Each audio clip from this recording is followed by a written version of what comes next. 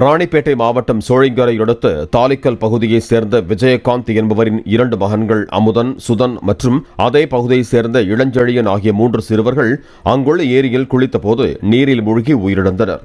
அவர்களது உடல்களை தீயணைப்புத் துறையினர் மீட்டனர்.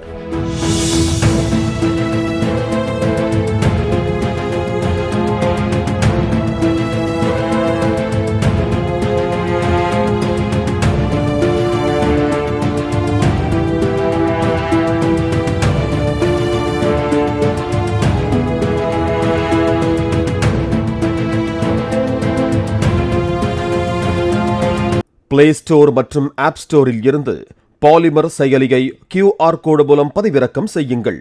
செய்திகளை உடனுக்குடன் பெறுங்கள்.